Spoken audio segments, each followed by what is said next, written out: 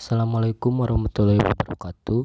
Saya Ilham Adriansa dengan NIM D321911006 dari Prodi Mekanik Industri dan Desain, konsentrasi Mekatronik, akan memaparkan tentang materi pelatihan dan pengembangan dari mata kuliah Psikologi Industri dan Organisasi yang diampu oleh Ibu Riri Damayanti Apnena STMKOM. Pendahuluan. Pengembangan SDM sangat penting karena organisasi harus meningkatkan produktivitasnya dan daya saing internasional. Tenaga kerja terlatih dan multi skill sangat penting bagi keberlangsungan ekonomi. Pengembangan tenaga kerja merupakan kontributor kunci terhadap strategi bisnis yang didasarkan pada pengembangan modal intelektual, membantu mengembangkan talenta manajerial, dan memberikan kesempatan tenaga kerja untuk memikul tanggung jawab atas karirnya sendiri.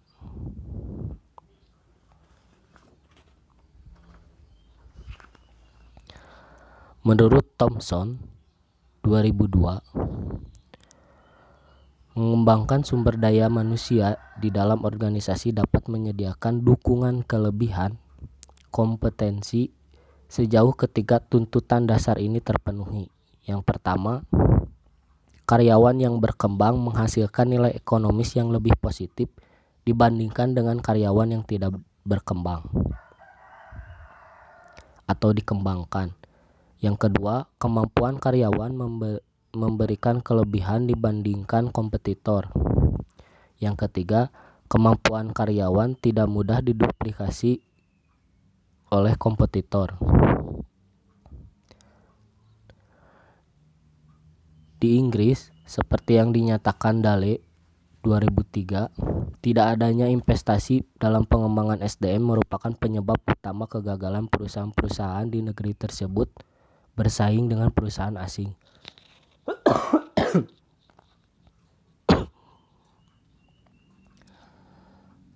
Selain itu, aktivitas pengembangan dapat membantu mengurangi pergantian karyawan melalui dua cara. Yang pertama, menunjukkan kepada karyawan jika perusahaan sudah berinvestasi melalui pengembangan keterampilan.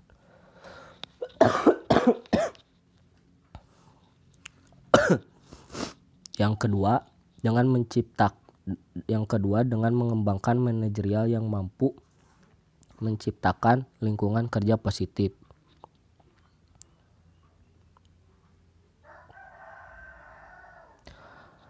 Perusahaan atau organisasi perlu mempertahankan karyawan atau pegawai yang bertalenta, jika tidak mereka berisiko kehilangan daya saing.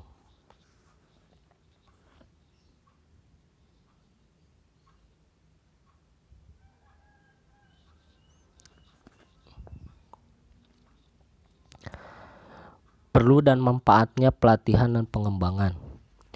Berbagai hasil penelitian seperti yang dikutip Bernardin dan Russell 2003 menunjukkan pentingnya pelatihan dan pengembangan sebagai kontributor atau bottom line kinerja korporat atau organisasi.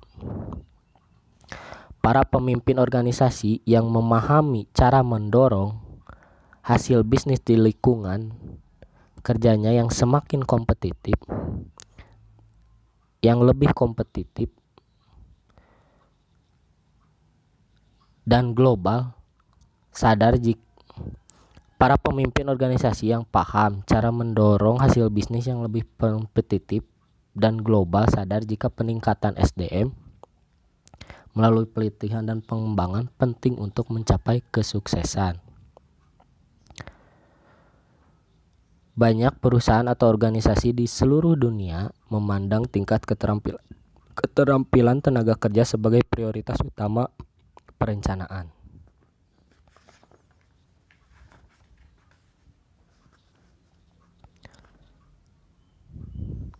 Selanjutnya, manfaat pelatihan. Pelaksanaan pelatihan yang efektif akan mendatangkan manfaat bagi perusahaan, karyawan, maupun pertumbuhan dan pemeliharaan hubungan yang serasi antar anggota organisasi. Menurut Sondang P. Siagian tahun 2004, Keuntungan-keuntungan itu dibagi. Yang pertama, organisasi. Keuntungan untuk organisasi adalah sebagai berikut. 1. Peningkatkan produktivitas kerja organisasi. 2. Terwujudnya hubungan serasi atasan dan bawahan. 3. Terjadinya pengambilan keputusan yang cepat. 4. Meningkatkan semangat kerja seluruh karyawan. 5. Mendorong keterbukaan manajemen. 6. Penyelesaian konflik yang fungsional. Yang kedua, manfaat pelatihan secara individu atau untuk karyawan adalah sebagai berikut. Pertama, membantu karyawan membuat keputusan yang lebih baik. Kedua, meningkatkan kemampuan problem solving pekerja. Ketiga, terjadinya prestasi, pertumbuhan, tanggung jawab, dan kemajuan. Keempat, timbul dorongan untuk terus meningkatkan kemampuan. Kelima, peningkatan kemampuan dalam mengatasi stres, frustasi, dan konflik. 6. Meningkatnya kepuasan kerja. 7. Semakin besar pengakuan atas kemampuan seseorang. 8. Mengurangi ketakutan menghadapi tugas-tugas baru di masa yang akan datang. Kemudian yang ketiga adalah manfaat pelatihan untuk hubungan antar sesama. Adalah sebagai berikut. 1. Terjadinya proses komunikasi yang efektif. Kedua, adanya kesamaan persepsi terhadap tugas yang harus diselesaikan. Ketiga, ada iklim yang baik untuk pertumbuhan seluruh karyawan. Keempat, menjadikan organisasi sebagai tempat untuk berkarya.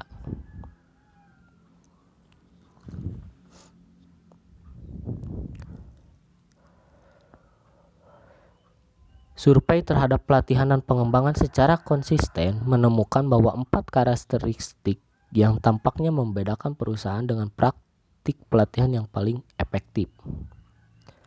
Nah, karakteristik perusahaan dengan pelatihan yang efektif merupakan sebagai berikut. Yang pertama, manajemen berkomitmen terhadap pelatihan dan pengembangan sebagai budaya perusahaan. Yang ketiga, pelatihan dikaitkan dengan strategi dan tujuan bisnis. Keempat, lingkungan organisasi jadi tempat belajar dari kegagalan atau kesuksesan sebuah keputusan. Keempat, ada komitmen untuk menginvestasikan sumber daya yang perlu, menyediakan waktu dan dana yang cukup untuk pelatihan. Selanjutnya, apa manfaat pengembangan? Menurut Minor 1995, pengembangan memberikan banyak manfaat bagi sejumlah pihak. Yang pertama adalah bagi bisnis. Pengembangan mampu menaikkan produktivitas pekerja. Kedua, meningkatkan retensi pekerja. Ketiga, menjamin tersedianya tenaga kerja yang baik karena reputasinya. Keempat, menambah komitmen terhadap visi misi perusahaan. Kelima, memungkinkan karyawan merespon perubahan dengan cepat.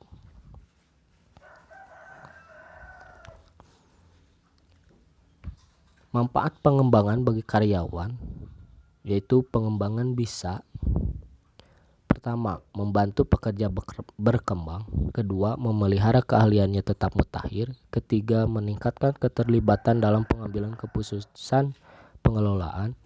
Keempat, membuat karyawan dikenal publik dan memberi akses kepada informasi. Manfaat pengembangan bagi pemimpin tim ialah pengembangan dapat: pertama, mendukung tanggung jawab kepemimpinan bersama. Kedua, memberi kepuasan melihat karyawan berkembang. Ketiga, meningkatkan reputasi pengembangan karyawan. Keempat, memberi lebih banyak kesempatan untuk delegasi. Kelima, membebaskan waktu untuk mengejar visi, pembangunan tim, dan pengakuan terhadap karyawan. Selanjutnya, mitos-mitos tentang pelatihan. Menurut Shawn Doyle 2006, mitos-mitos itu diantaranya: yang pertama, pelatihan itu tidak perlu. Mereka beranggapan pelatihan tidak perlu karena mereka telah melakukan bisnis dengan baik dan menguntungkan. Yang kedua, pelatihan hanya sebuah peristiwa. Perbaikan kinerja tidak bisa diselesaikan hanya mengadakan pelatihan 1 hari atau 1 minggu. Lebih dari itu, pelatihan merupakan proses yang melibatkan tindak lanjut dan penuntasan dalam jangka panjang. Ketiga, setiap orang bisa memfasilitasi pelatihan. Hal ini tidak benar karena untuk memfasilitasi sebuah pelatihan membutuhkan keterampilan, pengetahuan, talenta, dan pengalaman. Keempat, pelatihan hanya diperlukan ketika seseorang berada dalam peran baru atau memangku tanggung jawab baru. Hal ini tidak benar. Setiap pekerja harus memiliki rencana pengembangan secara individu yang berkelanjutan. Kelima, pelatihan itu formal dan dilakukan di dalam kelas. Pelatihan di dalam kelas hanya salah satu bentuk pelatihan. Ada banyak bentuk, metode, dan penyampaian yang lebih baik dan efektif biaya dan mungkin punya dampak lebih besar. Misalnya, on-job training, orientasi, magang, rotasi pekerja, konseling, dan lain-lain. Keenam, Anda dapat mengurangi waktu pelatihan dan hal itu masih efektif. Sebagian pimpinan beranggapan bahwa pelatihan dapat dipadatkan, misalnya dari 8 pertemuan menjadi 4 pertemuan dengan mengurangi sebagian latihannya.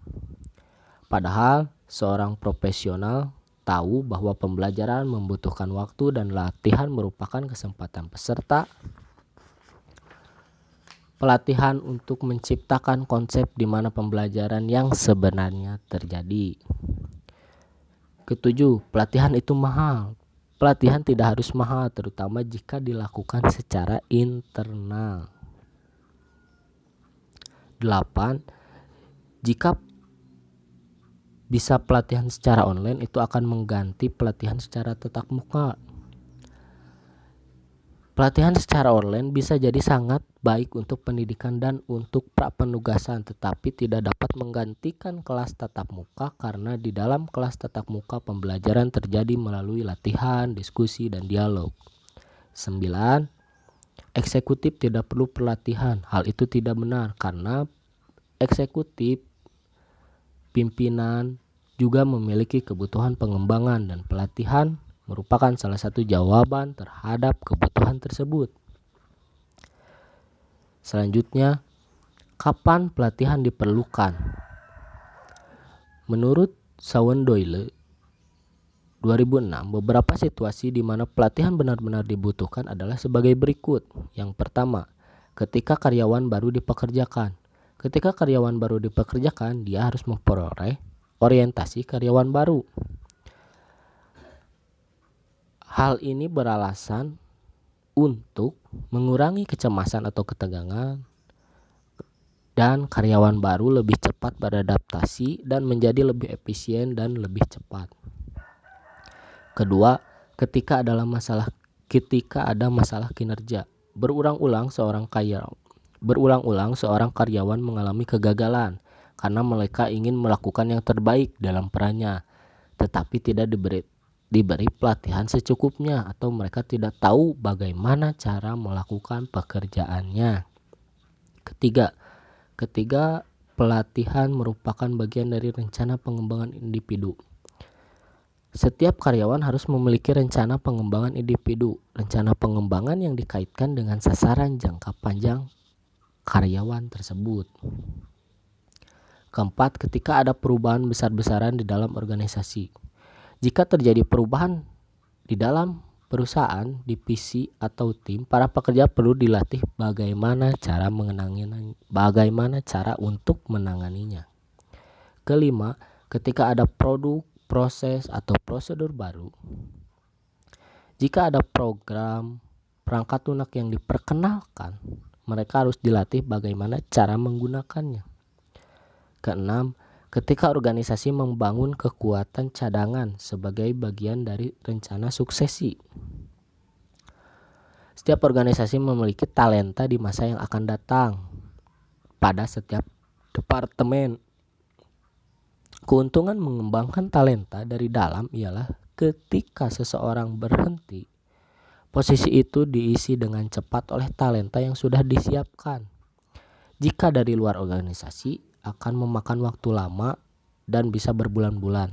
Ketujuh, ketika para pekerja meminta, kebanyakan karyawan yang meminta pelatihan pada umumnya bersemangat dan merasa membutuhkan pelatihan tersebut.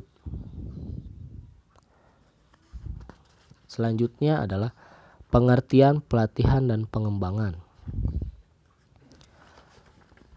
Pelatihan merupakan proses yang terencana untuk mengubah sikap, pengetahuan, atau perilaku keterampilan melalui pengalaman, pembelajaran untuk mencapai kinerja yang efektif dalam suatu aktivitas atau sejumlah aktivitas. Sedangkan pengembangan merupakan pertumbuhan atau realisasi kemampuan seseorang melalui pembelajaran secara sadar maupun tidak sadar. Program pengembangan biasanya meliputi unsur-unsur kajian, pengalaman yang direncanakan dan sering didukung oleh fasilitas coaching atau konseling.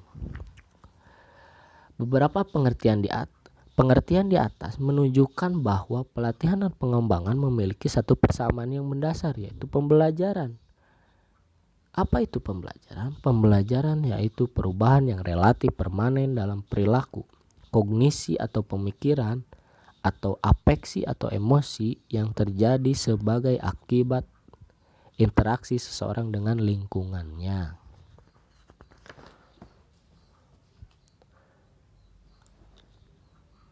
Nah, selanjutnya, perbandingan pelatihan dan pengembangan. Pelatihan secara fokus yaitu saat ini, sedangkan pengembangan secara fokus yaitu yang akan datang. Pelatihan secara luang lingkup akan menyasar karyawan secara individual, sedangkan pengembangan secara ruang lingkup akan menyasar kelompok kerja atau organisasi.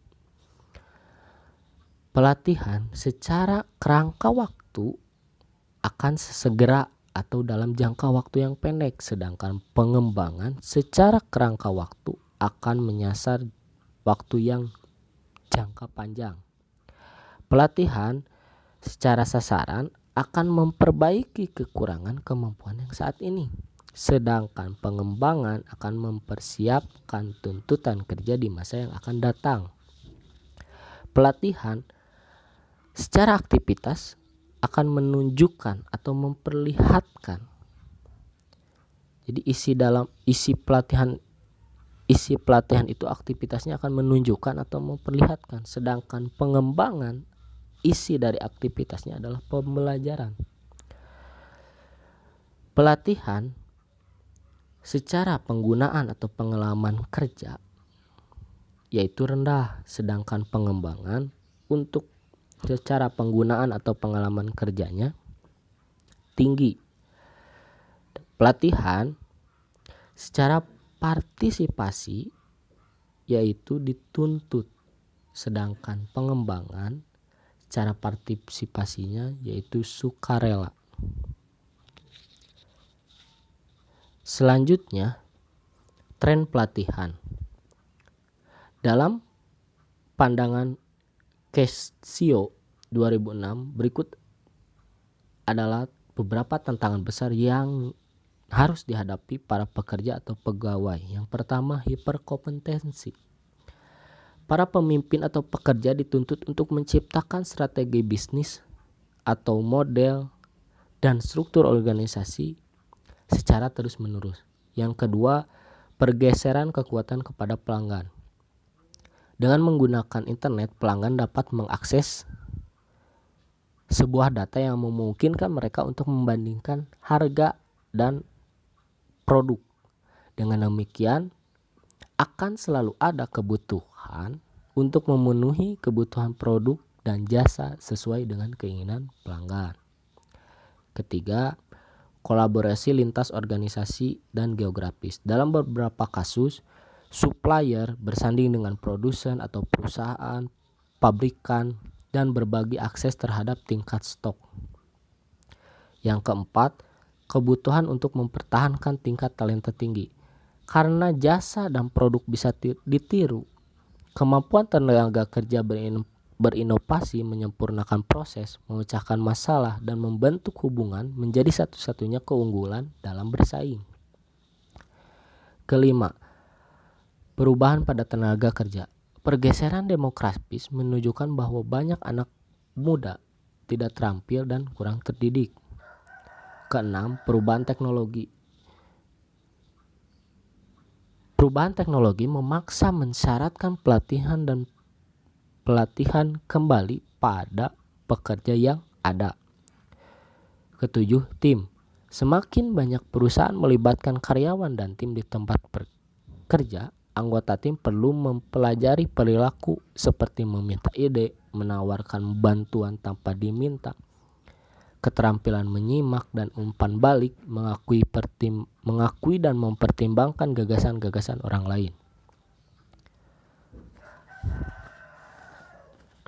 Selanjutnya, isu-isu struktural dalam pelaksanaan pelatihan. Beberapa masalah yang sering diidentifikasi pada tingkat makro menurut Casio tahun 2006. Yang pertama adalah komitmen perusahaan kurang dan tidak seimbang. Kebanyakan perusahaan tidak menyisihkan anggaran sama sekali untuk pelatihan. Perusahaan-perusahaan itu cenderung berkonsentrasi pada manajer, teknisi, dan profesional, bukan pada pekerja biasa. Kedua, akumulasi dunia bisnis untuk pelatihan tidak memadai. Yang ketiga, dunia usaha mengeluhkan sekolah membeli gelar, tetapi gelar itu bukan jaminan untuk menguasai keterampilan. Akibatnya dunia usaha harus mengalokasikan dana yang besar untuk melatih kembali karyawan dalam keterampilan dasar. Keempat, pelatihan dianggap sebagai biaya atau pengeluaran, bukan investasi bagi divisi keuangan. Dunia usaha akan mengalokasikan dana lebih besar jika aturan akuntansi direvisi. 5. Perusahaan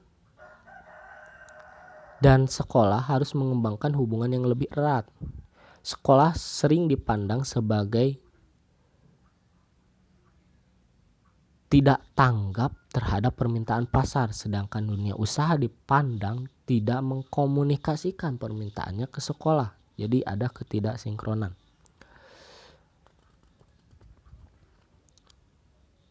Selanjutnya, pelatihan berdaya ungkit tinggi. Untuk yang pertama adalah pendekatan secara sistematik. Untuk memberikan daya saing, pelatihan harus lebih dari sekedar pengembangan keterampilan dasar. Menggunakan pelatihan untuk memperoleh keunggulan kompetitif, perusahaan seharusnya memandang pelatihan secara luas, berbagai cara untuk menciptakan modal intelektual. Pelatihan berdaya ungkit tinggi merupakan pelatihan yang dikaitkan dengan sasaran dan tujuan bisnis yang strategis.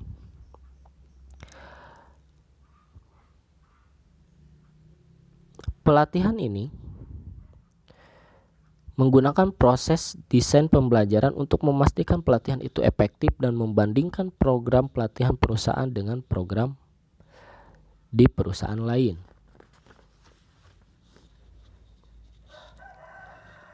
Yang kedua, di dalam pelatihan berdaya ungkit tinggi ada yaitu cara merancang aktivitas pelatihan yang efektif. 6 langkah proses pelatihan yang menekankan bahwa praktik pelatihan yang lebih efektif dari sekedar metode yang populer. Yang pertama, penilaian kebutuhan. Di dalamnya ada analisis organisasi, analisis orang, analisis tugas. Yang kedua, memastikan kesiapan karyawan untuk pelatihan. Di dalamnya adalah sikap dan motivasi. Yang kedua adalah keterampilan dasar. Yang ketiga, menciptakan lingkungan belajar. Di dalamnya terdapat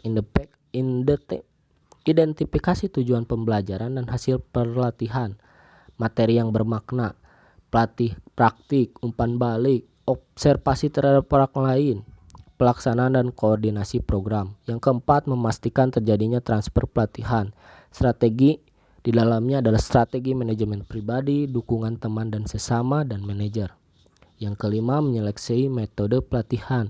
Metode di dalamnya ada metode presentasi, metode hands-on, dan metode kelompok. Evaluasi.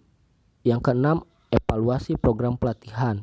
Identifikasi hasil di dalamnya ada identifikasi hasil pelatihan dan desain evaluasi, analisis biaya dan keuntungan.